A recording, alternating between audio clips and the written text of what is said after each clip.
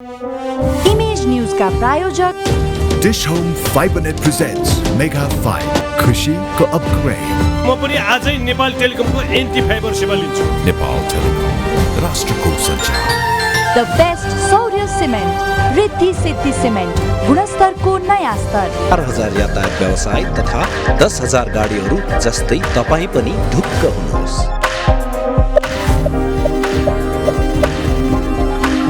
Jagadamba super sign तथा ग्याल्वा plus जस्ता पाता जीवन भरको भरोसा र नयाँ जमानाको ग्लो ग्लो एन्ड लभली।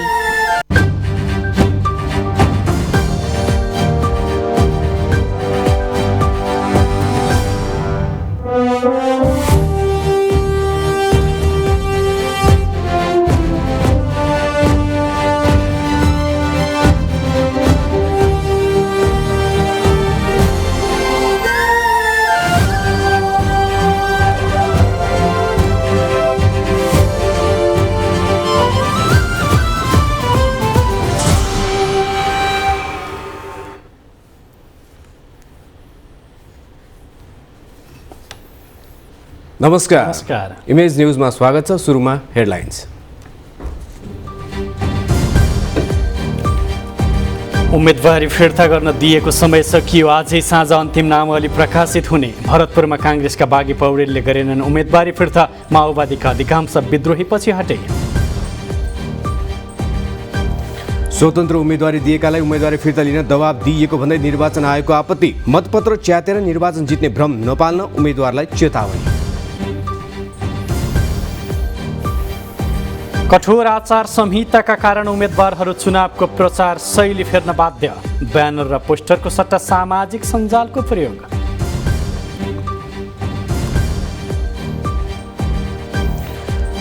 लोकसभाको चुनावी घोषणापत्र सार्वजनिक। शिक्षासँगै सार्वजनिक यातायात निःशुल्क गर्ने।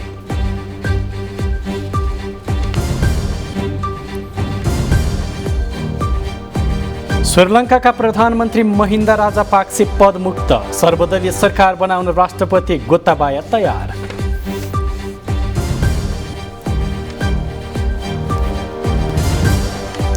र बन्द प्रशिक्षणमा रहेका 10 खेलाडीले क्याम्प छोडेपछि नयाँ 17 खेलाडीलाई अवसर। विकेश कुतु लगायतका खेलाडी आजैदेखि बन्द प्रशिक्षणमा सहभागी।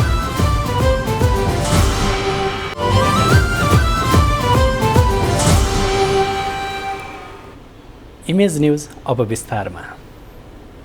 निर्वाचन आयोगले स्थानीय चुनावका लागि विभिन्न पदमा मनोनयन दर्ता गराएका उम्मेदवारहरूको आज साँझ अन्तिम नामावली प्रकाशन गर्ने भएको छ।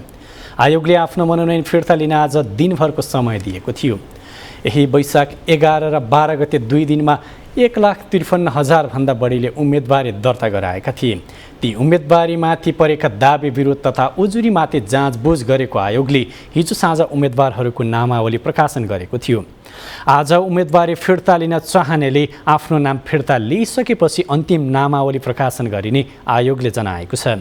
आज प्रकाशित भएको नामावलीमा रहेका उम्मेदवारहरू नै प्रतिस्पर्धामा उत्रिनेछन्। भोलि उम्मेदवारलाई चुनाव चिन्ह प्रदान गर्ने आयोगको कार्यतालिका छ।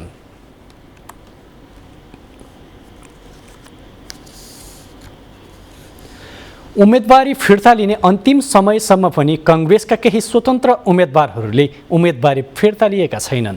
भरतपुर महानगरपालिकाको मेयर पदमा स्वतन्त्र उम्मेदवारी दिएका काङ्ग्रेस नेता जगन्नाथ पौडेलले उम्मेदवारी फिर्ता लिनु भएन। सत्तारूढ गठबन्धनबीच चुनावी तालमेल हुँदा भरतपुर महानगरको मेयर पद नेकपा माओवादी केन्द्रको भागमा परेपछि चितवन काङ्ग्रेसमा असन्तोष चुलिएको थियो। गठबन्धनबाट मेयर पदमा माओवादी केन्द्रबाट रेणु दाहाल र उपमेयरमा काङ्ग्रेसका चित्रसेन अधिकारीले उम्मेदवारी दिनुभएको छ। काङ्ग्रेसका नेता पौडेलले पनि मेयरमा स्वतन्त्र उम्मेदवारी दिएपछि काङ्ग्रेस सभापति तथा प्रधानमन्त्री शेरबहादुर देउवा, सत्ता साझेदार माओवादी केन्द्रका अध्यक्ष पुष्पकमल दाहालले फोन गरेर उम्मेदवारी फिर्ता लिन आग्रह गरेका थिए। पौडेलले नमानेपछि प्रधानमन्त्री देउवाले गृहमन्त्री बालकृष्ण खाँडलाई बुधबार भरतपुर पठाउनु भएको थियो। तर पौडेललाई मनाउन नसकेपछि गृहमन्त्री खाँड आज दिउँसो मात्र काठमाडौँ फर्किनु भएको छ। यता पोखरा महानगरपालिकाको मेयरमा बागी उम्मेदवारी दिएका नेपाली काङ्ग्रेसका 3 जना मध्ये एकजनाले उम्मेदवारी कायम राखेका छन्। बाँकी उम्मेदवारी दिएका ऋषिराम सापकोटा र नन्दप्रसाद तिवारीले उम्मेदवारी फिर्ता लिए भने विमल कार्कीले उम्मेदवारी कायम राख्नु भएको छ। सापकोटा र तिवारीले भने आफूहरूले गठबन्धनको विरुद्धमा उम्मेदवारी दिए पनि अन्तिममा पार्टी अनुशासन मानेर उम्मेदवारी फिर्ता लिएको बताएका छन्। उता जनकपुरधाम उपमहानगरपालिकामा काङ्ग्रेसबाट बागी मनोज शाहले उम्मेदवारी फिर्ता लिनु भएको छैन। आज 5 बजेसम्म उम्मेदवारी फिर्ता लिने अन्तिम समय भए पनि उहाँ साँझ पनि चुनावी प्रचार प्रसारमा लाग्नु भएको छ। यता कोहलपुरको मेयर पदमा बागी उम्मेदवारी दिनुभएका काङ्ग्रेसका बलराम शर्माले भने उम्मेदवारी फिर्ता लिनु भएको छ। यसैबीच माओवादी केन्द्रका आधिकारिक उम्मेदवार तथा सत्तारूढ गठबन्धनमा भएको सहमति विरुद्ध स्वतन्त्र उम्मेदवारी दिएका माओवादी केन्द्रका धेरैजसो कार्यकर्ताले मनोनयन फिर्ता लिएका छन्। सिन्धुपाल्चोकको चौतारा साँगागढी चोक नगरपालिकाको मेयर पदमा स्वतन्त्र तर्फबाट उम्मेदवारी दिएका अमान सिंह तामाङले उम्मेदवारी फिर्ता लिनु भएको छ। यस्तै मकवानपुरको बकैया गाउँपालिकाको अध्यक्ष पदमा माओवादी केन्द्रबाट उम्मेदवारी दर्ता गराउनु भएकी लक्ष्मी माया माझीले पनि मनोनयन फिर्ता लिनु भएको छ। यसअघि आज सत्तारूढ 5 दलीय गठबन्धनले देशका 6वटा महानगर र 11वटा उपमहानगरपालिकामा परेको बागी उम्मेदवारी तत्काल फिर्ता लिने निर्णय गरेको थियो। प्रधानमन्त्री निवास बालुवाटारमा बिहान बसेको गठबन्धनका शीर्ष नेताहरूको बैठकले सहमति विपरीत गठबन्धनमा आबद्ध दलका कुनै व्यक्तिले दिएको उम्मेदवारी तत्काल फिर्ता लिने र उनीहरूलाई उम्मेदवारी फिर्ता गराउन थप पहल गर्ने निर्णय गरेको थियो। यस्तै बैठकले नेकपा एमाले सहित गठबन्धन बाहिरका दलहरूसँग भएको चुनावी तालमेल खारेज गर्ने निर्णय पनि गरेको थियो। आजै काङ्ग्रेस वरिष्ठ नेता रामचन्द्र पौडेल संयोजक रहेको गठबन्धनको चुनावी तयारी तथा अनुगमन समिति बैठकले पनि बागी उम्मेदवारलाई मनोनयन फिर्ता लिन निर्देशन दिँदै त्यसो नगरे कारबाहीको चेतावनी दिएको थियो। उता नेपाली काङ्ग्रेसले पनि पार्टीको आधिकारिक उम्मेदवार विरुद्ध बागी उम्मेदवारी दिनेमाथि कारबाही गर्ने चेतावनी दिएको छ। काङ्ग्रेस मुख्य सचिव कृष्ण प्रसाद पौडेलले उम्मेदवारी फिर्ता लिन अनुरोध गर्दै विज्ञप्ति जारी गर्नुभएको थियो। तोकीको मिति र समयभित्र आफ्नो उम्मेदवारी फिर्ता नलिएमा त्यस्ता विद्रोही उम्मेदवार प्रस्तावक र समर्थकको पार्टी सदस्यता नेपाली काङ्ग्रेसको विधान 2017 संशोधन सहितको धारा 4 को 13 ग बमोजिम समाप्त भए पार्टीबाट स्वतः निष्कासित हुने पौडेलले जारी गरेको विज्ञप्तिमा उल्लेख गरिएको छ। स्थानीय तहको निर्वाचनमा बागी उम्मेदवार सबैजसो दलका लागि टाउको दुखाइ बनेका छन्। पार्टीबाट विद्रोह गरी उम्मेदवारी दर्ता गरेकालाई थामथुम पार्न शीर्ष नेतादेखि उनीहरूका दूतको दौडधुप मनोनयन दर्ता सकिएको दिनदेखि सुरु भएको थियो। मनोनयन फिर्ता लिन स्वतन्त्र उम्मेदवारलाई दिएको दबावलाई निर्वाचन आयोगले निर्वाचनजन्य कसुरको संज्ञा दिएको छ। एक रिपोर्ट।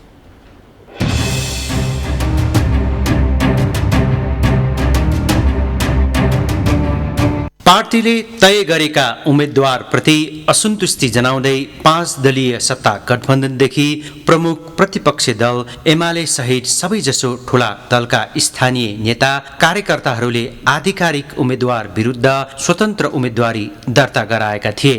खास गरी महानगर र उपमहानगरमै प्रमुख पार्टीका आधिकारिक उम्मेदवार विरुद्ध बागी दर्ता गराएकाहरूको मनोनयन फिर्ता गराउन ठूला दलका शीर्ष नेताहरूले ठूलै कसरत गरेका थिए।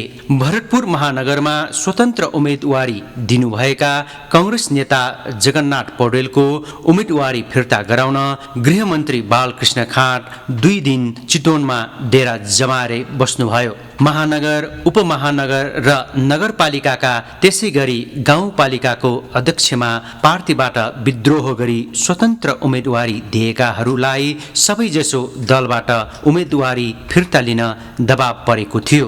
धेरै बागी परेपछि सत्ता गठबन्धनका शीर्ष नेताहरूले पटक पटक बैठक गरेर स्वतन्त्र उम्मेदवारलाई उम्मेदवारी फिर्ता लिन या कारबाहीको भागीदार बन्ने भनेर चेतावनी नै दिए।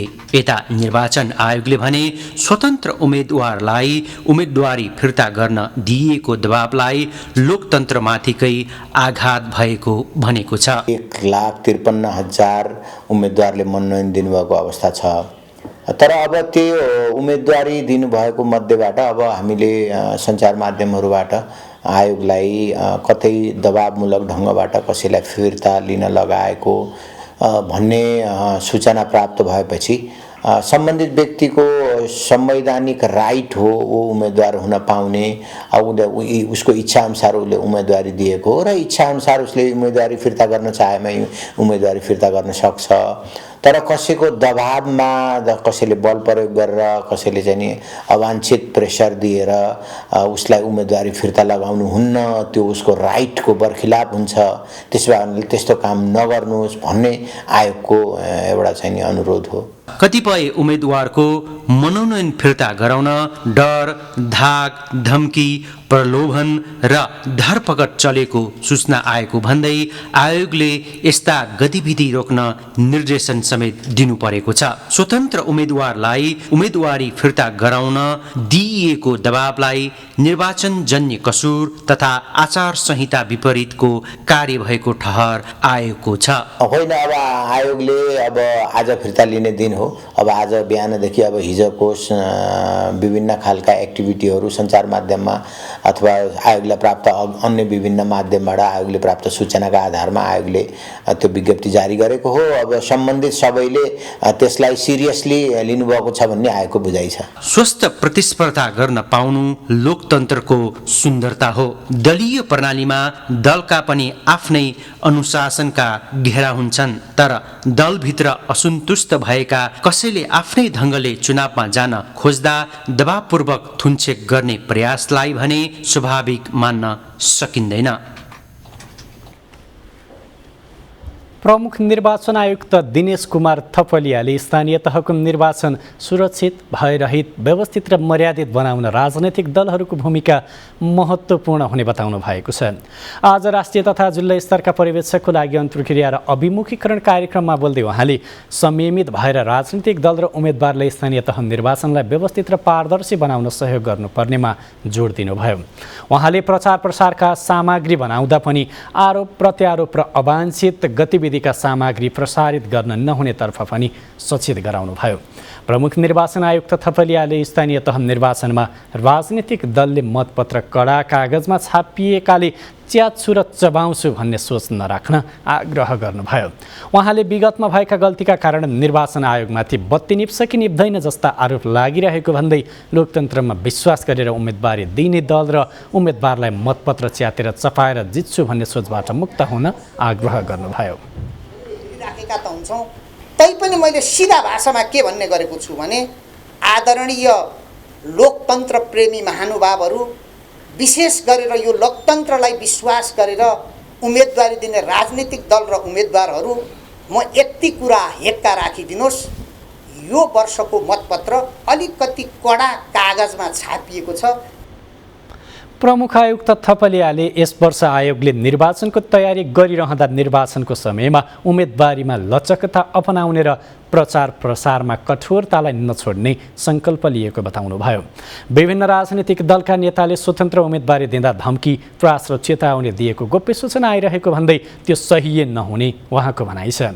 लोकतन्त्रलाई विश्वास गरेर निर्वाचनमा गएको हो भने लोकतन्त्रमा चुन्ने र चुनिन पाउने अधिकारलाई कुनै पनि हालतमा कुण्ठित गर्न नमिल्ने उहाँको भनाइ छ।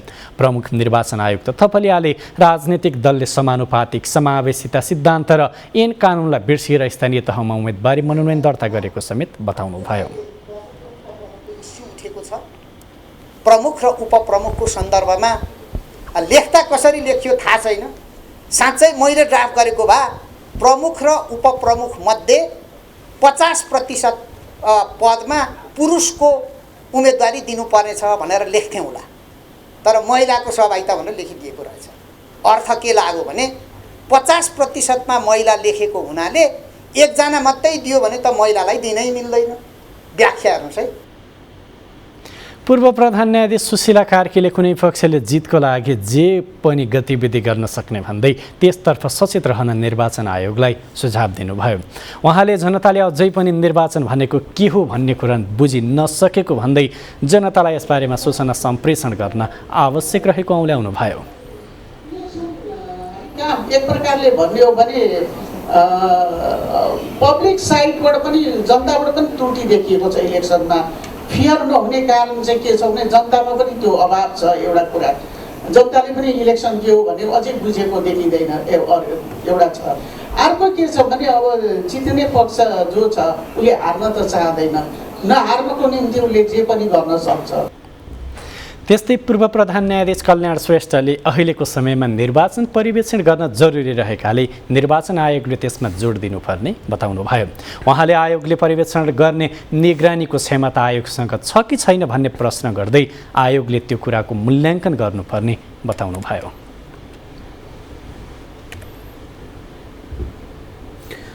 निर्वाचन आयोगले स्थानीय तह सदस्य निर्वाचनमा 753 वटै स्थानीय तहका गणना स्थलमा अनिवार्य रूपमा सीसी क्यामेराको प्रबन्ध गर्न निर्देशन दिएको छ। मतगणना कार्यलाई पारदर्शी र सुरक्षित राखी कुनै विवाद उत्पन्न भएको पाइएमा विद्युतीय अभिलेखीकरणका लागि समेत उपयोगी हुने भएकाले सीसी क्यामेराको प्रबन्ध गर्न निर्देशन दिइएको हो। सो प्रयोजनका लागि आयोगले नेपाल सरकारको सङ्घीय मामिला तथा सामान्य प्रशासन मन्त्रालय मार्फत सबै स्थानीय तहलाई परिपत्र पनि गरिसकेको छ। आयोगका प्रवक्ता एवं सहसचिव शालिग्राम शर्मा पौडेलले कुनै पालिकामा उक्त क्यामेरा राख्नै पर्ने नपर्ने भनेर सोधनी भएको उल्लेख गर्दै आयोगको निर्णय कार्यान्वयन गर्न आनाकानी गरिए मान्य नहुने र राख्न नचाहनुको अर्थ त्यहाँ कुनै गडबडी गर्न लागि त होइन भन्ने प्रश्न उत्पन्न भएको बताउनुभयो। गत निर्वाचनमा चितवनको भरतपुर महानगरपालिका र केही पालिकामा मतगणनामा विवाद हुँदा केही वडामा पुनः मतदान समेत भएको थियो। निर्वाचनका लागि कुल 10,756 मतदान स्थल र 21,955 मतदान केन्द्र निर्धारण गरिएको छ। यसैगरी यसपटकको निर्वाचनमा फोटोसहितको नामावलीलाई लाछाप लगाएर मात्रै मुख्य निर्वाचन अधिकृत र निर्वाचन अधिकृतलाई पठाइएको छ। आयोगले रङ्गीन र श्यामश्वेत दुवै रङमा प्रिन्ट गरी फोटोसहितको मतदाता नामावली दल सम्बन्धित पालिकागत आधारमा पठाएको आयोगका प्रवक्ता एवं पौडेलले बताउनुभयो। मतदाताले हेर्न चाहेमा आयोगका वेबसाइटमा नामावलीको सूची मात्रै हेर्न सक्नेछन्। स्थानीय चुनाव आउन अब 2 साता मात्रै बाँकी छ, तर विगतका चुनावहरूमा जस्तो भद्दा प्रचार प्रसार भने यसपटक रोकिएको अनुभूति उपत्यकावासीले गरेका छन्। विगतका चुनावहरूमा भए यति बेला उपत्यकाका सार्वजनिक स्थल, पार्टी पौवादेखि सडकका भित्ता र आकाशे पुलहरू उम्मेद्वारका ब्यानर तथा होर्डिङ बोर्ड र प्रचार पम्पलेटले भरिभराउ भइसकेका हुन्थे। यसपटक भने निर्वाचन आयोगले लागू गरेको कठोर आचार संहिताका कारण थप कुरूप हुनबाट जोगिने देखिएको छ। रिपोर्ट।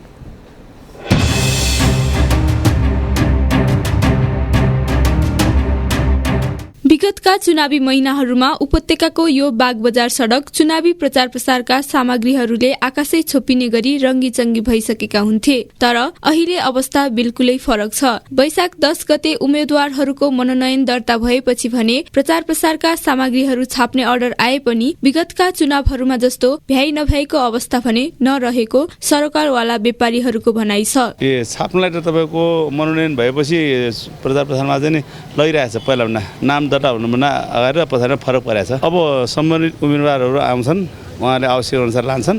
पहिला चाहिँ तपाईँको ठेगान थिएन, सामान्य सामानमा लगिरहेको थियो। अहिले चाहिँ ठोक उम्मेदवारहरू नै अब उम्मेदवार आउने उहाँहरू आफ्नो कार्यकर्ताहरू आउनुहुन्छ, उहाँले आवश्यकता अनुसार अब मिलाएर लानुहुन्छ। सबै पार्टीको लमसम गइरहेछ। एकातर्फ आचार संहिताका कारण ठूला ब्यानर र पर्चा पोस्टरको व्यापार खस्किएको हो भने अर्कोतर्फ प्रचार सामग्रीहरूको मूल्य बढेकाले पनि माग कम भएको व्यापारीहरू बताउँछन्। निर्वाचन आयोगको आचार संहिता पनि हुनसक्छ, अनि गठबन्धन भनेको छ अब त्यही हिसाबले पनि अलिक कम भएको होला। महँगी छ, त्यो हुँदा नि अब थोरै व्यापार गर्दा पनि भयो क्या। महँगी हरेक कुरा महँगी छ नि त, व्यापार त्यो हिसाबले पनि अलिक कम भयो। 10 गते पछाडिबाट चाहिँ छ, पहिलेको जस्तो चाहिँ छैन अहिले। असर त अब स्टक सामान राखेको हुन्छ, असर त पर्छ नै, त्यही पनि गइरहेछ, जान्छ होला भन्ने लागिरहेछ। अब हेरौँ। चुनावको मिति नजिकिएसँगै प्रचार सामग्री छाप्न भ्याइ नभ्याइको अवस्थामा रहने यो क्षेत्रका पसलहरूमा अहिले ग्राहकहरू आकल झुकल मात्र देख्न सकिन्छ। यसले के प्रश्न हुन्छ भने आउँदै गरेको स्थानीय चुनावका लागि निर्वाचन आयोगले लागू गरेको आचार संहिताले राम्रैसँग काम गरेको छ। बरु उम्मेद्वार र पार्टीहरू सामाजिक सञ्जालबाट आफ्ना एजेन्डा सुनाउन र प्रचार गर्न सक्रिय देखिने गरेका छन्। यसले चुनावको प्रचार शैली फेरिँदै गएको अनुभूति गराएको छ। इमेज न्यूजका लागि क्यामेरामा भरत केसीका साथमा मालती घोरासैनी, काठमाडौँ। सत्तारूढ नेकपा एकीकृत समाजवादीका अध्यक्ष माधव कुमार नेपालले आफ्नो पार्टीबाट 35 जना जनप्रतिनिधि निर्विरोध निर्वाचित भइसकेको बताउनु भएको छ। आज पार्टी केन्द्रीय कार्यालयमा आयोजित नेकपा एकीकृत समाजवादी र बहिर्गमित जनमुक्ति सेना नेपालको एकता घोषणा कार्यक्रममा अध्यक्ष नेपालले मनोनयन दर्ताकै क्रममा एकीकृत समाजवादीबाट 35 जना जनप्रतिनिधिको एकल उम्मेदवारी परेको बताउनु भएको हो। उहाँले एकल उम्मेदवारी परेसँगै पार्टीको तर्फबाट 2 जना गाउँपालिका अध्यक्ष, 1 जना गाउँपालिका उपाध्यक्ष, 6 जना वडा अध्यक्ष र 26 जना सदस्यहरू निर्विरोध निर्वाचित भइसकेको उल्लेख गर्नुभयो। उहाँले गठबन्धनमा आबद्ध दलहरू सामूहिक रूपमा अगाडि बढ्नुपर्ने बताउनुभयो। उहाँले गठबन्धनभित्रका दलले अहङ्कार राख्न नहुने र वस्तुनिष्ठ भएर चल्नुपर्ने बताउनुभयो। स्थानीय तह निर्वाचनको उम्मेदवारीमा कतिपय ठाउँमा तलमाथि भएको सन्दर्भमा गठबन्धनभित्र समीक्षा हुने पनि अध्यक्ष नेपालले बताउनुभयो।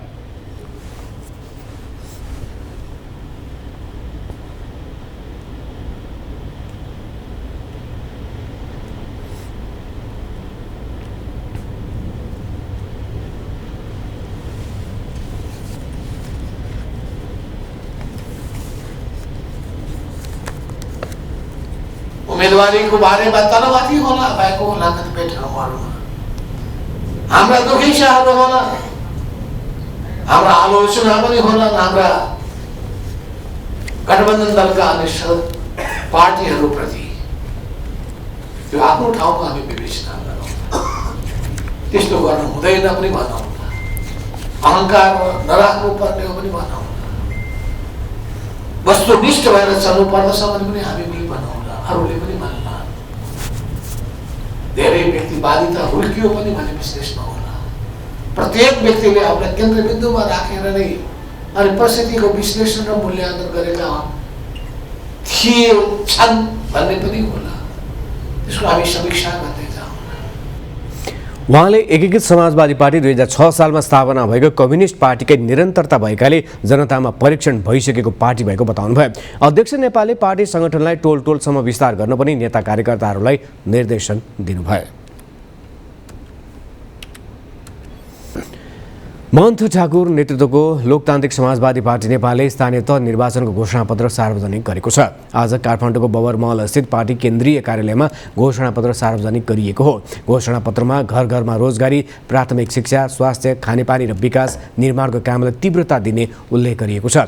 जनकपुरलाई अन्तर्राष्ट्रिय स्तरको प्रदेश राजधानी बनाउने, वीरगञ्जलाई नेपालको आर्थिक कारोबार र व्यापारको प्रमुख केन्द्र बनाउने, विराटनगर, भैरहवा र नेपालगञ्जलाई नेपालको आर्थिक विकासको मेरुदण्डका रूपमा विकास गर्ने, लुम्बिनी बुद्ध धर्मावलम्बीहरूको लागि अन्तर्राष्ट्रिय तीर्थस्थल र ध्यान केन्द्र बनाउने कुरा पनि घोषणापत्रमा समावेश गरिएको छ। घोषणापत्र सार्वजनिक कार्यक्रममा पार्टी अध्यक्ष ठाकुरले सीमा क्षेत्रको संवेदनशीलता बुझेर त्यहाँको जनजीवनको सुरक्षालाई प्राथमिकता दिइएको बताउनुभयो। र सीमावर्ती दुनियाँको हरेक सीमावर्ती जो सीमा हुन्छ, बाउन्ड्री हुन्छ, त्यो बडो संवेदनशील हुन्छ, किनकि दुईटा स्टेटको, दुईटा राज्यको चाहिँ त्यो सीमा हुन्छ र अलग अलग चाहिँ संविधान र नियम कानुन अन्तर्गत बसेका हुन्छन् र त्यसले ओहोर दोहोर गर्दाखेरि चाहिँ अनेक यदि सीमा व्यवस्थित छैन। नेता राजेन्द्र महतोले निर्वाचनकै मजाक हुने गरी सत्तारूढ दलहरूले चुनावी गठबन्धन गरेको टिप्पणी गर्नुभयो।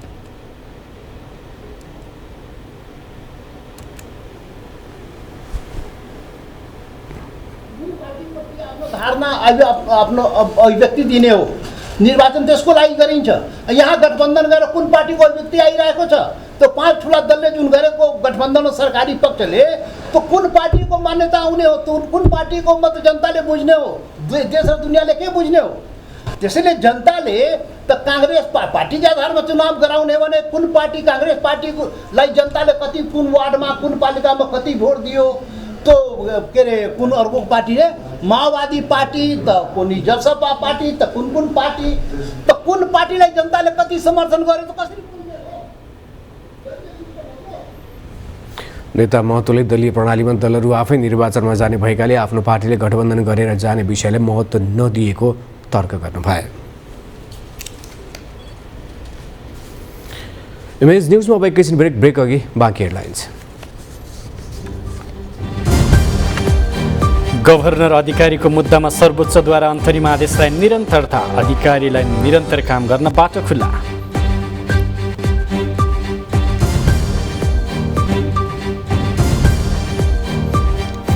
नेपाल प्रहरीका महानिरीक्षकको पदावधि वैशाख 18 गतेबाट सकिँदै चुनावको सुरक्षा हेर्नुपर्ने संगठन प्रमुख विहीन हुने खतरा।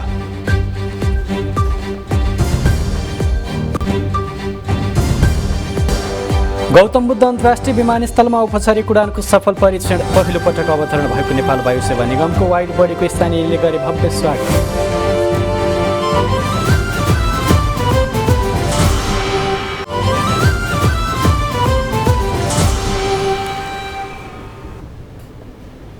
अब बाँकी न्युज। सर्वोच्च अदालतले नेपाल राष्ट्र बैंकका निलम्बित गभर्नर महाप्रसाद अधिकारीको मुद्दामा अन्तरिम आदेशलाई निरन्तरता दिएको छ। यो आदेशसँगै गभर्नर अधिकारीले निरन्तर काम गर्न पाउनुहुने भएको छ। आज सर्वोच्चले गभर्नर अधिकारीमाथिको कारबाही यथास्थितिमा राख्नु भन्ने वैशाख 6 गतेको अन्तरिम आदेशलाई निरन्तरता दिएको हो। न्यायाधीश सपना प्रधान मल्ल र टङ्कबहादुर मोक्तानको संयुक्त इजलासले यस्तो आदेश दिएको हो। 3 दिनदेखि निरन्तर सुनवाईपछि सर्वोच्चले अन्तरिम आदेशलाई निरन्तरता दिएको छ। अब सर्वोच्च अदालतले नियमित रूपमा मूल मुद्दामाथि सुनवाई गर्नेछ। स्थानीय निर्वाचन नजिक आउँदै गर्दा नेपाल प्रहरीमा नयाँ नेतृत्व चयन गर्ने तयारी सुरु भएको छ। प्रहरी महानिरीक्षक शैलेश थापा छेत्री सहित आधा दर्जन उच्च अधिकारीहरूले यही वैशाख 18 गते अनिवार्य अवकाश पाउँदैछन्।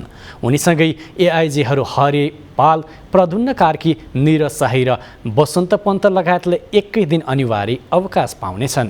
सरकारले कसलाई महानिरीक्षकको जिम्मेवारी दिन्छ भन्ने चासो अहिले प्रहरी सङ्गठनभित्र र बाहिर उत्तिकै देखिएको छ। एक रिपोर्ट।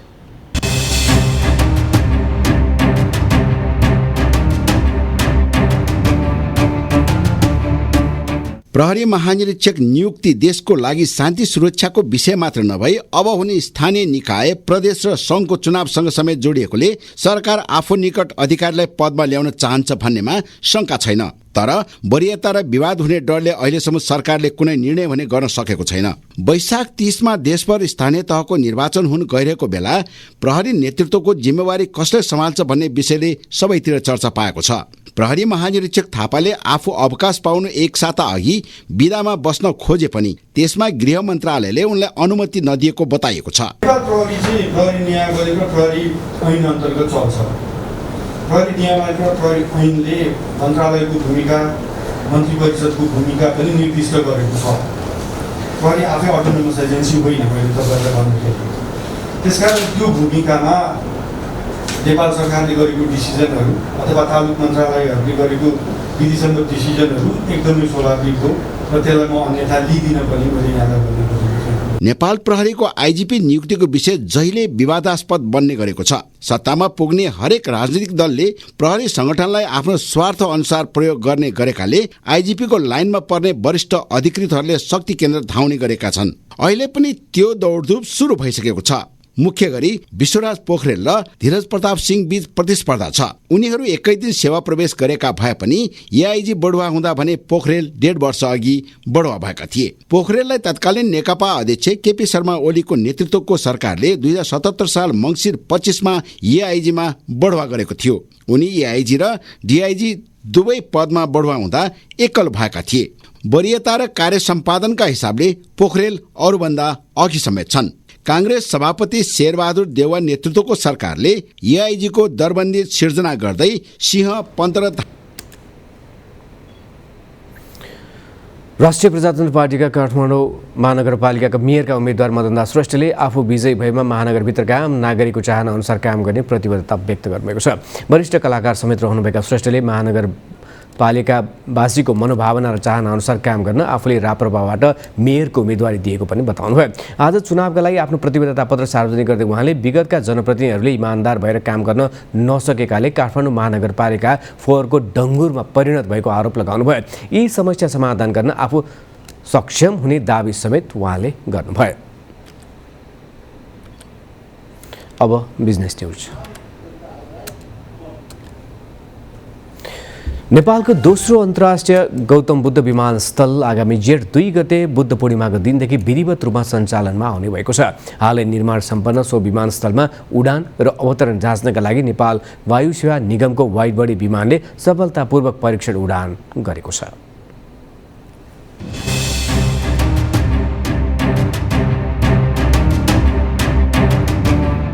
नेपाल वायु सेवा निगमले नेपालकै दोस्रो ठूलो अन्तर्राष्ट्रिय विमानस्थल गौतम बुद्ध विमानस्थलमा अपरेशनल डेमोन्स्ट्रेसन फ्लाइट सफलतापूर्वक सम्पन्न गरेको छ। काठमाडौँदेखि भैरवासम्मको यात्रावधि 27 मिनेटको रहेको सो विमान अवतरणका क्रममा रहँदा भैरवावासीले लाइनबद्ध भई विमान अवतरणको दृश्यावलोकन गरेको थियो। पर्यटन तथा नागरिक उड्डयन मन्त्री प्रेम आले स्वयं सहभागी भएको परीक्षण उडानमा गौतम बुद्ध विमानस्थलमा अवतरण गरेपछि कर्मचारी, सुरक्षाकर्मी लगायतले विमान चालक दलका सदस्यसहित सम्बन्धित सहभागीहरूलाई फूलमालाले स्वागत गरेको थियो। दशकौंको प्रयासपछि निर्माण सम्पन्न उक्त विमानस्थलमा पहिलो वाइड बडी A330 उडान गर्न पाउँदा गौरवको महसुस भएको नेपाल वायु सेवा निगमका वरिष्ठ पाइलट श्रवण अरियालको अनुभव यस्तो छ। नेपालमा पहिलो पल्ट सेकेन्ड इन्टरनेसनल, अब TIA कसले उद्घाटन गर्नु मलाई थाहा छैन, तर गौतम बुद्ध एयरपोर्ट मैले उद्घाटन पाएँ, त्यसमा म साह्रै गर्व गर्छु। इतिहासमा नाम लेखियो नि। इट वाज पर्फेक्टली नर्मल पनि, कुनै हामीलाई त्यस्तो कम्प्लिकेसनहरू, कुनै अप्ठ्यारोहरू त्यस्तो छैन। 320 एयरक्राफ्ट पनि नेपालमा इन्ट्रोड्युस गरेर इस्टाब्लिस गर्नको लागि मैले धेरै ठुलो जिम्मेवारी पनि लिएको थिएँ र इन्ट्रोड्युस गर्ने वान अफ द पहिलो पाइलट पनि हो। दशकौं प्रयासपछि निर्माण पूरा भएको विमानस्थलको आगमन कक्षमा गौतम बुद्धको प्रतिमा राखिएको दृश्य सबैको आकर्षणको केन्द्र बनेको थियो। यद्यपि विमानस्थलमा पहिलो पल्ट चेकिङ गर्दा सुरक्षाकर्मी अलमलमा परेका थिए। विमानस्थल निर्माण हुनुमा बहालवालाका साथै पूर्व मन्त्री र कर्मचारीहरूको देन रहेको प्राधिकरणका निर्देशक प्रदीप अधिकारीको भनाइ छ। ILS सिस्टमबाट सञ्चालित नेपालको पहिलो अन्तर्राष्ट्रिय विमानस्थलको हामी सबैलाई हार्दिक बधाई दिन चाहन्छु र यो विमानस्थलको कुशल व्यवसायिक र सफलतापूर्वक सञ्चालनको शुभकामना पनि दिन चाहन्छु। नेपालको एकमात्र विमानस्थलबाट यात्रा गर्न बाध्य यात्रुहरूले अब यो विमानस्थल सञ्चालनमा आएसँगै यात्रा सहजीकरणमा दुई मत छैन। त्यसैगरी एयर ट्राफिककै कारण लामो समय काठमाडौँको आकाशमा होल्ड हुनुपर्ने विदेशी विमानहरूलाई छोटो दूरीमै गौतम बुद्ध अन्तर्राष्ट्रिय विमानस्थलमा सहज अवतरण गराउन पनि सकिने भएको छ। नेपाल वायु सेवा निगमको वाइड बडी विमानले काठमाडौँदेखि भैरवाको गौतम बुद्ध अन्तर्राष्ट्रिय विमानस्थलसम्म डेमोन्स्ट्रेसन फ्लाइट सम्पन्न गरेको छ। नेपालको दोस्रो ठूलो यो अन्तर्राष्ट्रिय विमानस्थलबाट केही समयमै अब अन्तर्राष्ट्रिय फ्लाइटहरू हुनेछन्। नेपालको एकमात्र त्रिभुवन अन्तर्राष्ट्रिय विमानस्थलबाट हजारौं स्वदेशी तथा विदेशी नागरिकहरूले विदेश यात्रा गरिरहेको बेलामा निर्माण सम्पन्न भएको यस विमानस्थलबाट यात्रा गर्न पाउँदा ती विदेशी तथा स्वदेशी नागरिकहरूले पक्कै पनि राहत महसुस गर्नेछन्। इमेज न्यूजका लागि दिलीप पोखरेलका साथमा ग्रीष्मा राज भण्डारी, गौतम बुद्ध अन्तर्राष्ट्रिय विमानस्थल भैरहवा। उद्योगहरूमा बिना सूचना दैनिक 12 घण्टाभन्दा बढी लोडसेडिङ भइरहेको भन्दै निजी क्षेत्रका सङ्गठनले सरकारको ध्यानाकर्षण गराएका छन्। मोरङ व्यापार सङ्घ, उद्योग सङ्गठन मोरङ र नेपाल उद्योग परिसङ्घ प्रदेश 1ले आज संयुक्त विज्ञप्ति जारी गर्दै विद्युत समस्याले उत्पादन प्रक्रिया नै अवरुद्ध हुँदै आएको भन्दै सहजीकरणका लागि सरकारको ध्यानाकर्षण गरेका हुन्। कुनै पनि तालिका सार्वजनिक नगरी पटक पटक विद्युत आपूर्ति बन्द गरिदिँदा उत्पादनको क्रममा रहेका कच्चा पदार्थहरू खेर जानुका साथै श्रमिकको व्यवस्थापनमा समेत कठिनाई उत्पन्न भएको उनीहरूले जनाएका छन्। यस्तो अवस्था रहिरहेमा अति आवश्यक वस्तु लगायत सम्पूर्ण उत्पादन प्रक्रिया नै ठप्प भई आपूर्ति श्रृङ्खला अवरोध हुनेतर्फ सचेत गराएका छन्। नियमित विद्युत दिन नसक्ने भए विद्युत आपूर्तिको अवस्थालाई यथार्थ प्रस्तुत गरी लोडसेडिङको तालिका अविलम्ब सार्वजनिक गरी उद्योग सञ्चालन प्रक्रियामा सहजीकरण गरिदिन उनीहरूले आग्रह गरेका छन्।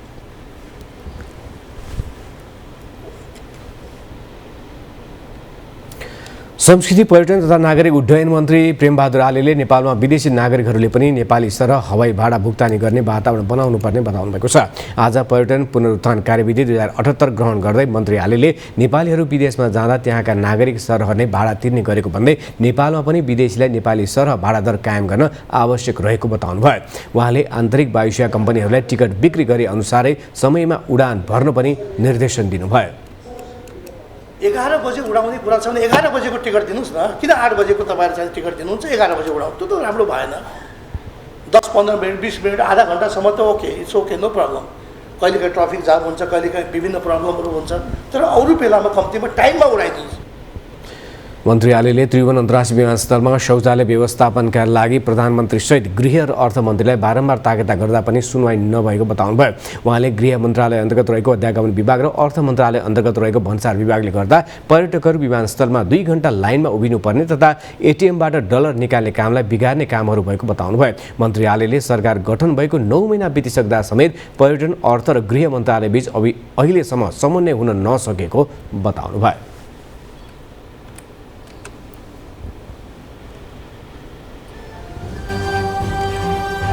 बिजनेस न्यूज का प्रायोजक मेरो देश मेरो जगदम्बा सिमेन्ट। सर्वोत्तम सिमेन्ट, सर्वोत्तम मजबुती। इमेज न्यूजमा फेरि अर्को ब्रेक अघि बाँकी हेडलाइन्स।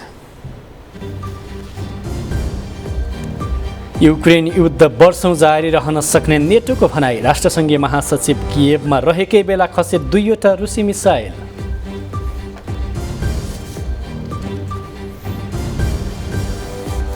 र जिम्बाब्वे ए विरुद्धको 1 दिवसीय सिरिजका लागि नेपाली टोलीको घोषणा। सिरिजको पहिलो खेलमा नेपालले भोलि खेल्दै।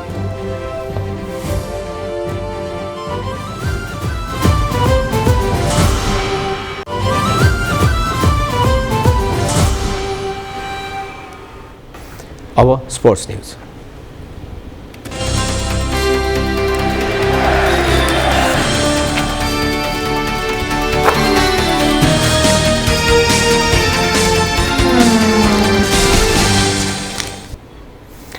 नेपाली राष्ट्रिय फुटबल टोलीका मुख्य प्रशिक्षक अब्दुल्लाह अल्मुताइरीले 17 जना नयाँ खेलाडीलाई बन्द प्रशिक्षणमा बोलाएका छन्। बन्द प्रशिक्षणमा रहेका 10 खेलाडीले प्रशिक्षण छाडेपछि अल्मुताइरीले 17 नयाँ खेलाडीलाई अवसर दिएका हुन्। अल्मुताइरीको कार्यशैलीमा असन्तुष्टि जनाउँदै 10 खेलाडीले प्रशिक्षण छाडेर टिमबाट बाहिरिएका छन्। एसियन कप छनौट चरणको तयारीका प्रशिक्षणमा रहेका खेलाडीलाई एन्फा होस्टलमा नभई होटलमा राख्नुपर्ने माग खेलाडीका तर्फबाट राखेका रोहित चन्दलाई अल्मुताइरीले टोलीबाट निकालेपछि विवाद सुरु भएको थियो। अन्य 9 खेलाडीले रोहितका विषयमा छलफल गर्न खोज्दा अल्मुताइरीले उनीहरू पनि प्रशिक्षण छाडेर जान सक्ने बताएपछि विवाद झन चर्केको थियो। 10 खेलाडीले बिहिबार संयुक्त रूपमा पत्रकार सम्मेलन गर्दै घटना विवरण सार्वजनिक गरेका थिए। थप गरिएका 17 खेलाडीले बिहिबारबाटै प्रशिक्षण सुरु गरिसकेका छन्। अल्मुताइरीले बोलाएका खेलाडीमा विकेश कुथु, अनिश चौधरी, निरकुमार राई, जर्ज प्रिन्स कार्के, विशाल सुनार, रूप बहादुर लामा लगाएका छन्। यसैबीच अखिल नेपाल फुटबल सङ्घ एन्फाका 3 उपाध्यक्षले कार्यसमिति बैठक तत्काल बोलाउन माग गरेका छन्। राष्ट्रिय फुटबल टिमका खेलाडी र मुख्य प्रशिक्षक बीच उत्पन्न विवाद अत्यन्त संवेदनशील विषय भएको उल्लेख गर्दै 3 उपाध्यक्षले एन्फाको कार्यसमिति बैठक तत्काल बोलाउन माग गरेका हुन्। वरिष्ठ उपाध्यक्ष पङ्कज विक्रम नेमुवाङ, उपाध्यक्ष द्वय कृष्णबहादुर थापा, वीरबहादुर खड्का सहित केन्द्रीय सदस्य दावा लामाले अत्यन्त संवेदनशील विषयमा तत्काल बैठक बसेर निर्णय गर्नुपर्ने भएकाले यथाशीघ्र बैठक बोलाउन अनुरोध गरेका हुन्। नेपाल क्रिकेट सङ्घ क्यानले जिम्बाब्वे ए विरुद्धको 1 दिवसीय सिरिजका लागि नेपाली टोलीको घोषणा गरेको छ। क्यानले शुक्रबार सन्दीप लामिछानेको कप्तानीमा 16 सदस्यीय टोलीको घोषणा गरेको हो। टिमका अन्य सदस्यमा आसिफ शेख, देव खनाल, दिपेन्द्र सिंह ऐरी, रोहित पौडेल, आरिफ शेख, विनोद भण्डारी, करण केसी, सोमपाल कामी, कुशल भुर्तेल, सागर ढकाल, विक्रम सोभ, किशोर महतो, सुनिल धमला, सुसन भारी र आदिल अन्सारी रहेका छन्। नेपालले घरेलु मैदानमा जिम्बाब्वे एसँग 3 खेलको 1 दिवसीय र 3 खेलको T20 सिरिज खेल्नेछ। नेपालले जिम्बाब्वे ए विरुद्ध भोलि शनिबार पहिलो खेल खेल्दैछ। खेल त्रिवी क्रिकेट मैदानमा हुनेछ। यस्तै दोस्रो खेल सोमबार र तेस्रो खेल बुधबार हुनेछ। T20 सिरिज वैशाख 23 देखि 26 सम्म चल्नेछ।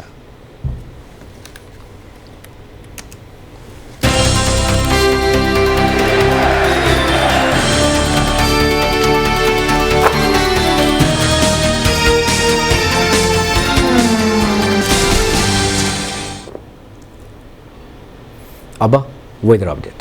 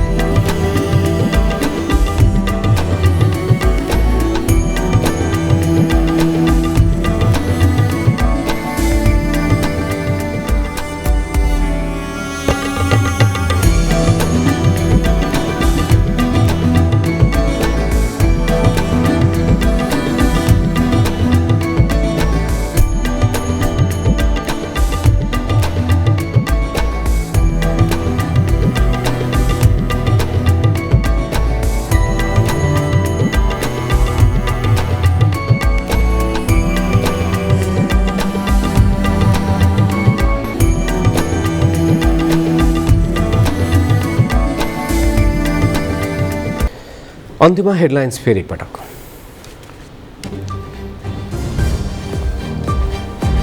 उम्मेदवारी फिर्ता गर्न दिएको समय सकियो। आजै साँझ अन्तिम नामावली प्रकाशित हुने। भरतपुरमा काङ्ग्रेसका बागी पौडेलले गरेनन् उम्मेदवारी फिर्ता। माओवादीका अधिकांश विद्रोहीपछि हटे। स्वतन्त्र उम्मेदवारी दिएकालाई उम्मेदवारी फिर्ता लिन दबाब दिइएको भन्दै निर्वाचन आयोगको आपत्ति। मतपत्र च्यातेर निर्वाचन जित्ने भ्रम नपाल्न उम्मेदवारलाई चेतावनी। कठोर आचार संहिताका कारण उम्मेदवारहरू चुनावको प्रचार शैली फेर्न बाध्य। ब्यानर र पोस्टरको सट्टा सामाजिक सञ्जालको प्रयोग।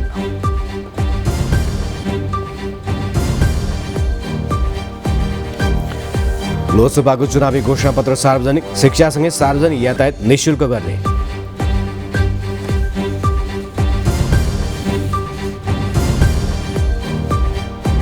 श्रीलङ्काका प्रधानमन्त्री महिन्दा राजापाक्सेलाई पदमुक्त गर्नु राष्ट्रपति गोताबाया राजापाक्से तयार। सर्वदलीय सरकार गठन गरिने।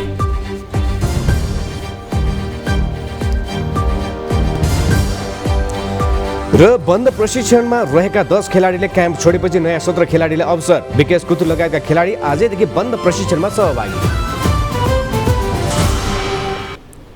इमेज न्युज सकियो। तपाईँ हामीलाई imagekhabar.com हेर्न, पढ्न र सुन्न सक्नुहुनेछ। इमेज च्यानल हेर्दै गर्नुहोला। नमस्ते।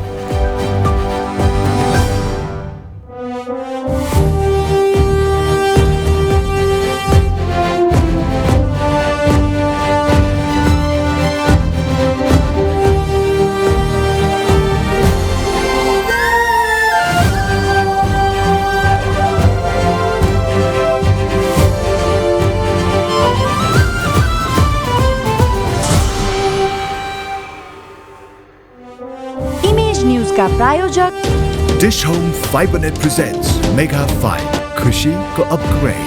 म पनि आजै नेपाल टेलिकमको एन्टी फाइबर सेवा लिन्छु। नेपाल टेलिकम राष्ट्रको सञ्चार। द बेस्ट सौर्य सिमेन्ट रिद्धि सिद्धि सिमेन्ट गुणस्तरको नयाँ स्तर। 4000 यातायात व्यवसाय तथा 10,000 गाडीहरू जस्तै तपाईँ पनि ढुक्क हुनुहोस्।